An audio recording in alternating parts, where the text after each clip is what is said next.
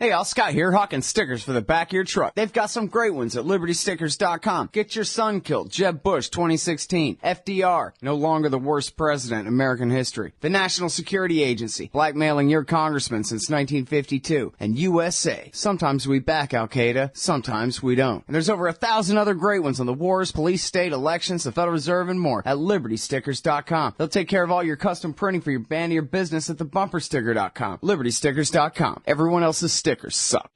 All right, y'all, welcome back to the show. How's it going?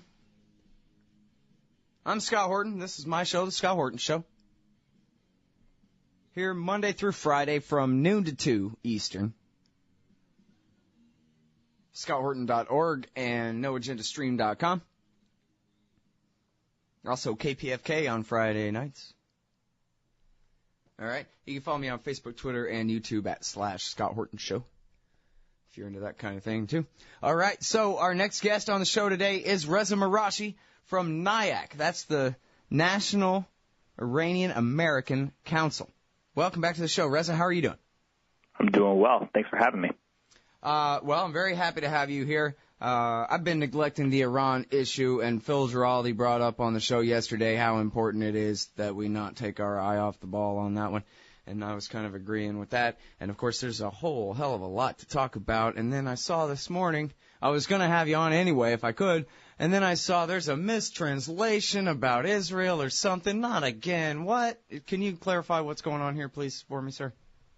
Sure. Yeah, the Iranian press picked up some comments that Rouhani had made in response to a question about Israel. That's the new president.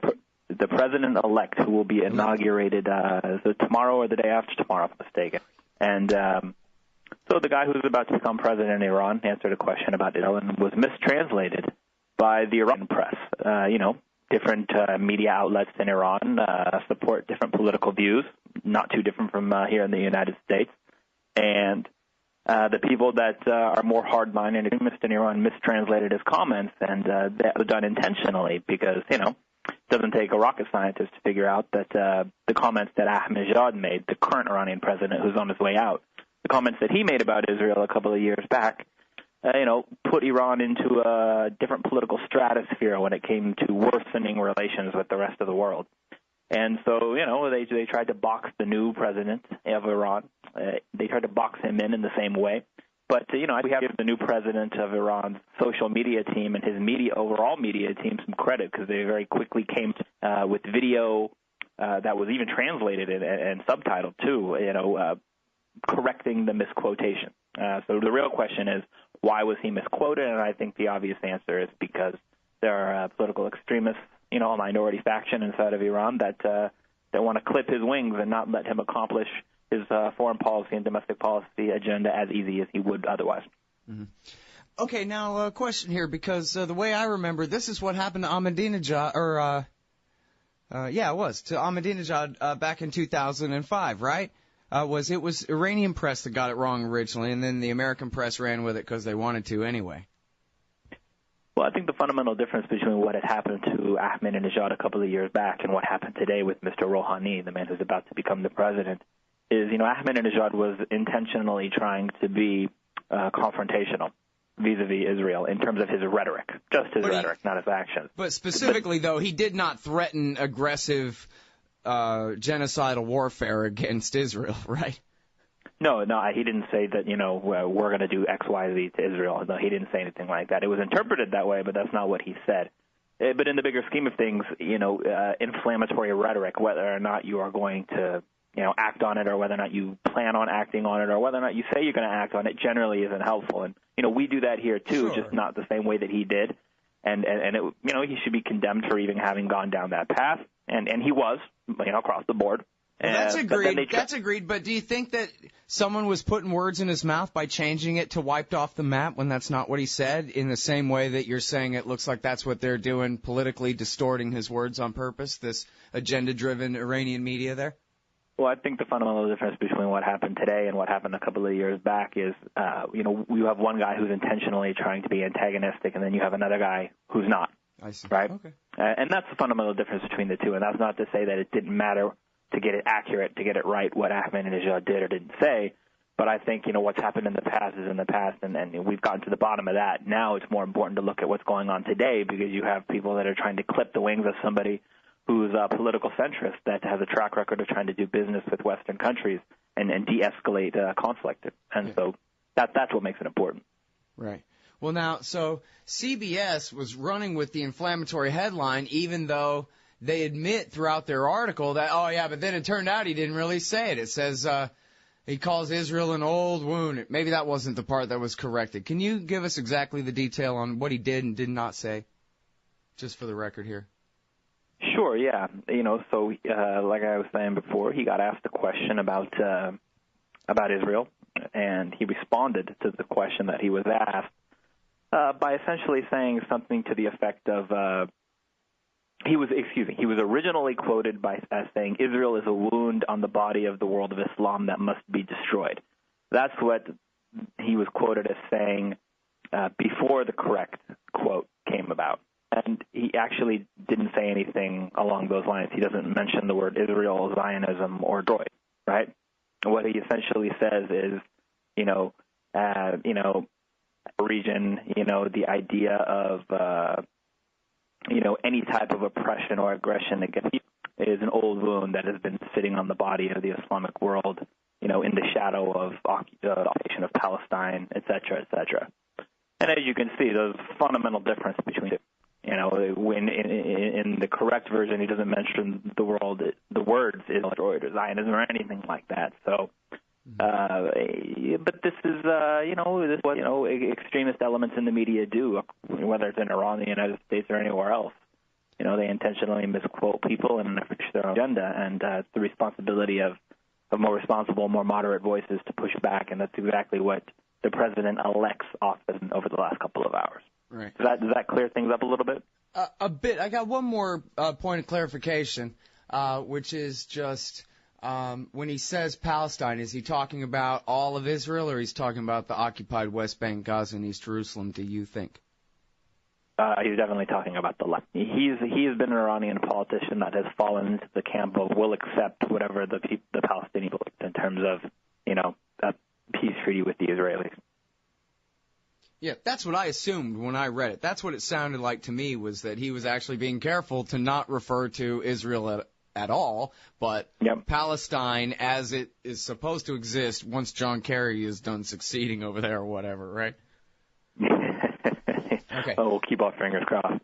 All right. Okay, so now this guy, Rouhani, the new president-elect, how about you tell us everything in the world that we need to know about him? Well, I'd say that there's three things that are worth knowing. On the one hand, and most importantly, in terms of his domestic politics, he's a centrist. He's not a liberal. He's also not a hardline extremist conservative. He's somebody that's going to try to bring people from across the political spectrum into his tent and create unity within the system. And in politics, it's impossible to create across-the-board unity, but he, with his track record of being a dealer and a healer, if you will, in terms of political risks, probably has a better chance in recent memory to make that happen. So that's one. He's going to try to, create a little kumbaya inside our system. Two, as I said before, he has a track record of doing business with the West. There have been very senior former European diplomats that have come out and said, we negotiated with this guy from 2000 to 2005. He's a man of his word. He holds up his ends of the bargain. And, he can convince the Supreme Leaders to do things that they might not have otherwise been willing to do. And that's important if you're trying to avoid conflict. And the third thing I would say is that, people went out and voted for this guy in Iran overwhelmingly because candidate of hope and change. These are words that he used, just like Obama used in 2008. But I think the Iranian electorate perhaps is a bit more sophisticated than the American electorate in understanding that the hope and change that they voted for is going to come very slowly. They don't expect miracles overnight. And I think it took a lot of people in the United States to realize that, the hope and change that Obama was promising was going to be slow, if at all. But the Iranians they have a much more crystallized idea of that in their mind. Right. Okay. So, first of all, point two. Well, I guess only point two. Western negotiations. You say he was negotiating on the nuclear issue in 2005 or on Iraq issues or what? Yeah, he was negotiating. At the time, the United States, the Bush administration, had refused to enter into any kind of negotiations with the Iranians. So they're talking to the E3 and all that. That's what I was going to ask. Is this the guy that made the deal that they would abide by the additional protocol? Or he's the guy who decided to stop abiding by it? No, he's the one that decided to abide by it. Okay, this is where it is. Stop right there. Hang on, everybody. Listen here for a second. Reza Marashi, research director at NIAC, that's NIACouncil.org, the National Iranian American Council. He used to work for the State Department, and now, so this is really important, everybody, to understand. So give them a chance to understand, Reza, about what is an additional protocol to a safeguards agreement. And it sounds kind of boring, but it's really not. And as it was negotiated by this guy who's now going to be the president of Iran. Sure. To put it in layman's terms, the additional protocol is essentially a legal document that complements the comprehensive safeguards agreement of the IAEA. So it allows more inspections. It allows more oversight. It allows instantaneous access to information, right? Essentially, when you create an international treaty, as the Non-Proliferation Treaty was created decades ago, over time you realize that sometimes it has loopholes or weak points. So the additional protocol was an attempt to close some of the loopholes and to create more accountability and transparency for countries that have nuclear programs.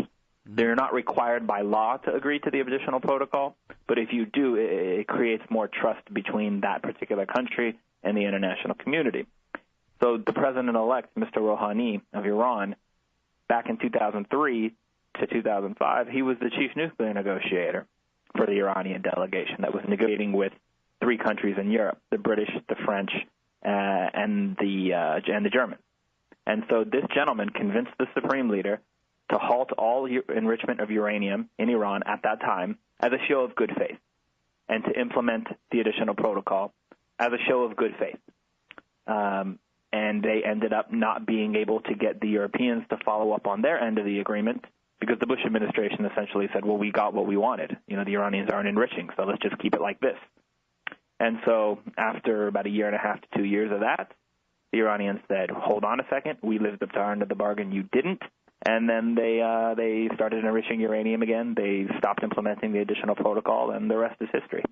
Yep, and saw that coming, too. Anybody can just go back and read Gordon Prather's archives at antiwar.com as all this is happening in real time where, hey, their parliament has not ratified the additional protocol, and they're still going by it anyway.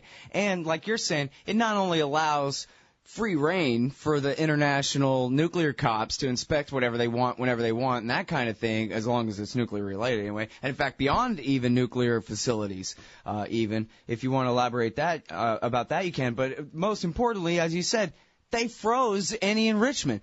At that time, the Natanz facility was just a giant underground empty Walmart with no shelves. There was nothing there. It was after and maybe they had started putting some centrifuges together, but they certainly weren't enriching uranium hexafluoride gas until after they told the E3, well, geez, I guess you guys aren't negotiating in good faith after all, after what, 2 years or 3 years of abiding by the thing. Yeah, and you know, it's not that the Europeans weren't negotiating in good faith. It's that America is the superpower, and Europe does not have the capability to deliver. It's the United States that can deliver. It's the United States that can bless the process of allowing Iran back into the good graces of the international community. It's the United States that can lift the sanctions that really matter to the Iranians. It's the United States that, you know, because essentially what we've done, the United States at this point, is we've told the rest of the world you can do business with the Iranians or you can do business with us. This is what we're essentially saying now, what the sanctions that we've put forward force countries to choose. And so the Iranians know that now after having tried to strike a deal with the Europeans without America at the table. It's not possible. So you can't cut the Europeans out of the process, but America has to be at the table as well. And that's the big difference now between what happened during the Bush administration and what happened during Obama. America is at the table now. But here you have a relative moderate, a centrist, if you will, president in Iran. And you have a president of the United States who says he wants to solve the conflict peacefully. Well, now we're about to find out who really wants to solve it peacefully and who's just paying lip service. Right.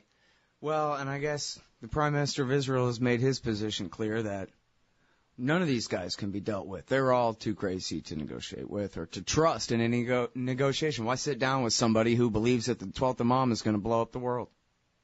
Yeah, and this is something that the Israelis have been very good at over time, which is painting a picture of an Iranian regime that's all cut from the same cloth, and that makes decisions based on ideology that's very extreme.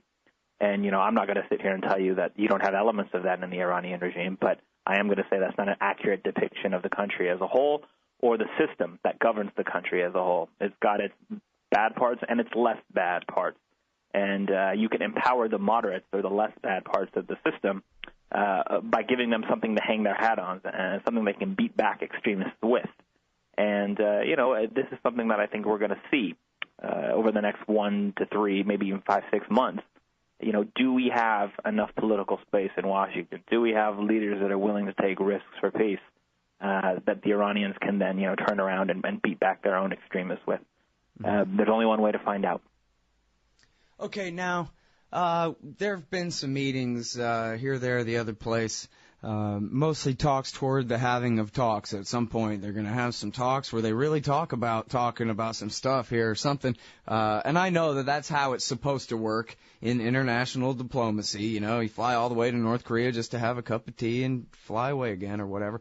But at some point, somebody's got to talking about some things here. And everybody in the whole world who cares already knows what the deal is, right? It more or less, except the additional protocol again. Keep your enrichment down to 3.6% uranium-235 for your electricity program. Outsource your 20%, and we'll lift some of the sanctions and maybe at least imply that we won't bomb you in a first strike attack, if not outright give you a security guarantee. That's the form of the deal. Everybody knows it, right? Or tell me where I'm off.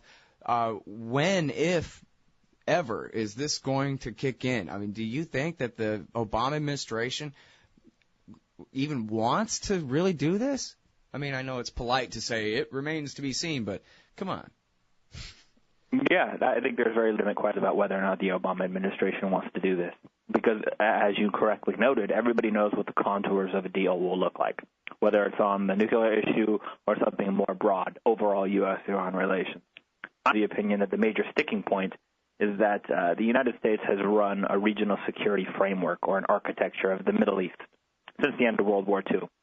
And you either operate along with the game that we set up, or we seek to weaken and isolate you until a different form of government is running your country that's more favorable to the rules of the game there enforces. And Iran, since its revolution in 1979, has been a country that has not been willing to play by the rules of the game that America has set up and that America enforces. And America is not willing to change the rules of the game to accommodate Iranian preferences. So it appears to look like a zero sum. One side can win and one side then subsequently has to lose. Is going to become a self-fulfilling prophecy unless they sit down and test the willingness of both sides to be flexible. And that's not something that's happened yet. Going to the negotiating table once every 3 months to talk about one issue and one issue only is not taking risks for peace. And so building confidence over a sustained period of time requires talks that don't have to do with enrichment or centrifuges or weapons. You have to talk about the root of the issue. And this is the best opportunity we've had since Obama took office to do so with the Iranian president coming into the executive branch over there. Yeah. Well, if they did want to work on the one issue, but they really meant it, then I think you really could. That could be a great way to break through to negotiate the rest of the issues too. But boy, if they're just going to dork around with it, then it's not going to amount to much. We got to get serious here. Innocent people are being affected in very negative ways by the sanctions that Iran has been facing increasingly over the past 1 to 2 years. And that's not to say that there wasn't mismanagement and corruption in the country beforehand. There was, and there still is. But it's not a chicken and egg argument. Something that's been a long-standing problem has gotten much, much worse. And if the rule number one of American policy is do no harm, well, then we need to take a long look at the mirror and say, well, we are doing some harm now. What can we do to maybe, make our interests and our values align a little bit more effectively? And that's where leadership comes in again. I know I keep harping on this point, but, you're the United States. Grow a pair. Yeah. Well, that's my thing, too. I keep thinking, and I know this isn't everyone's preference, but it's still a fun little thought experiment. If Ron Paul had been elected in 2008 or 2012, he'd have come in his first week in office and said, Ron, I hereby swear I'm not going to bomb you. Go ahead and make electricity with your atoms. What the hell do I care? And by the way, Admiral, pull your boats back off of their coast. And peace would have broken out, at least as far as that goes. It would have been as simple as that. Well, I mean, there's no courage required, really, except to just release a statement saying those former bets are now off. So hard about that. That's what I would do. No, you're making an important point, and which is the United States needs to put forward a grand gesture to the Iranians without expecting something back immediately, because the reservoir of mistrust is so deep, the gulf between two is so wide, that somebody has to do something.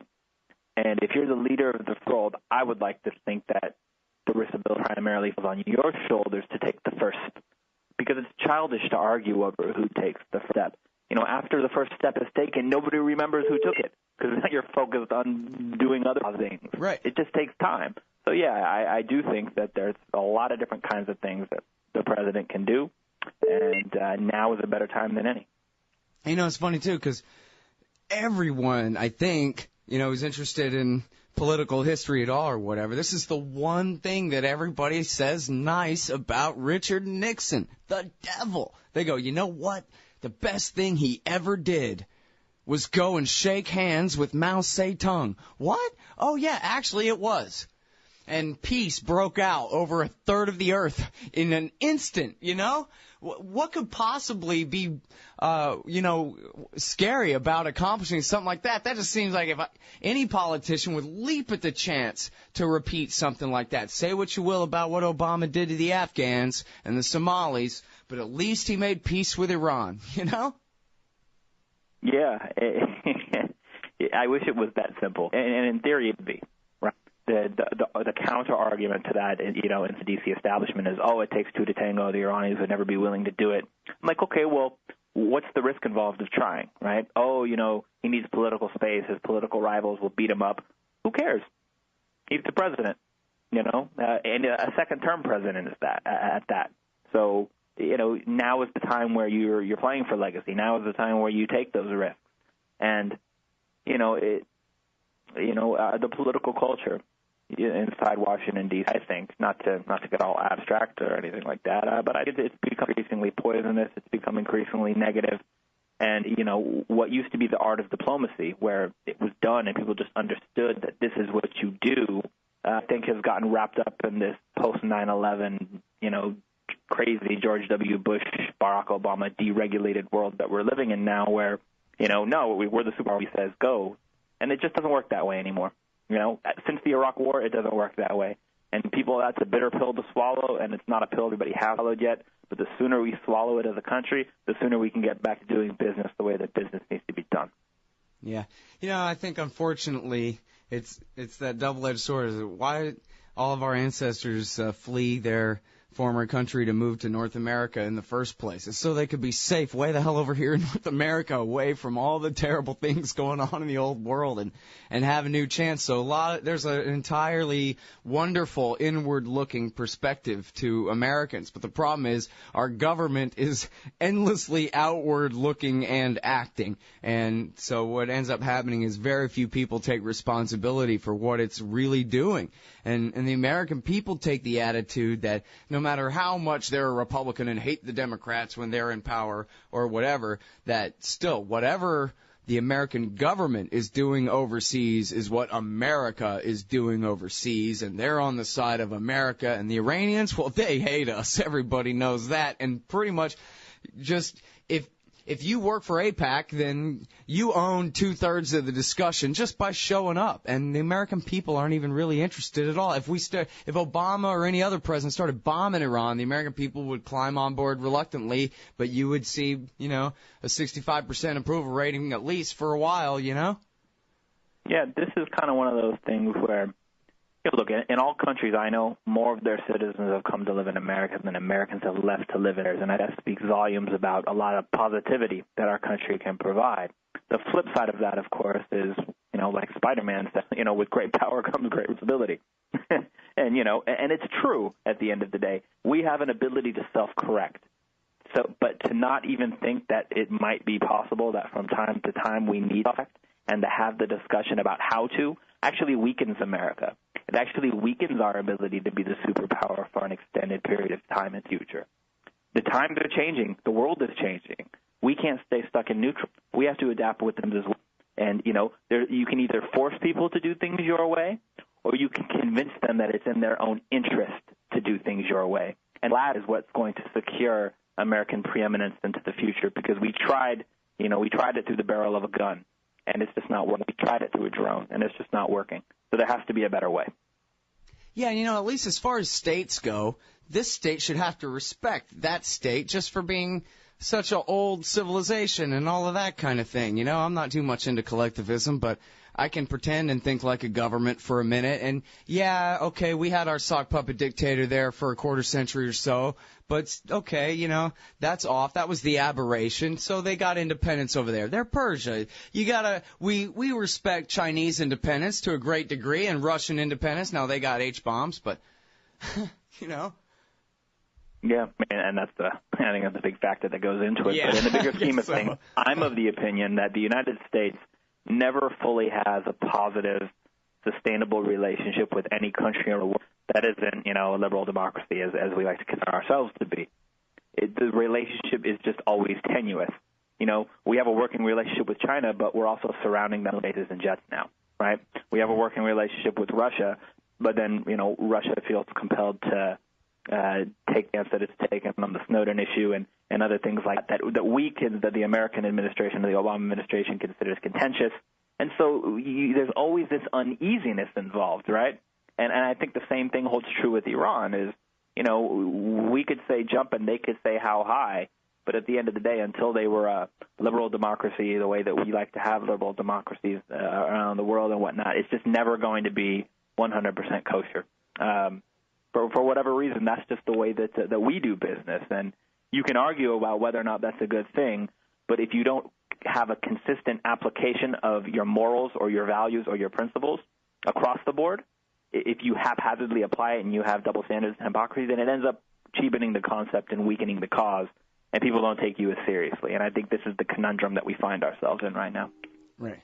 Well, and of course, America historically has been the enemy of democracy in Iran. Democracy in Iran to America means some guy with shiny medals on his jacket, the unquestioned leader until he dies. But anyway, that's it's never too late to get it right. And now's as good a time as any for us to take a serious step back and consider what we can do to help that process along. All right, that's Reza Marashi, NIACouncil.org. Thanks, Reza. Hey, all, Scott Horton here to tell you about this great new project, Listen and Think Audio at listenandthink.com. They've got 2 new audiobooks read by the deepest voice in libertarianism, the great historian Jeff Riggenbach. Our Last Hope, Rediscovering the Lost Path to Liberty by Michael Maharrey of the 10th Amendment Center is available now. And Beyond Democracy, co-authored by Frank Karsten of the Mises Institute Netherlands and journalist Carl Beckman, will be released this month. And they're only just getting started. So check out listenandthink.com. You may be able to get your first audiobook absolutely free. That's Listen and Think Audio at listenandthink.com.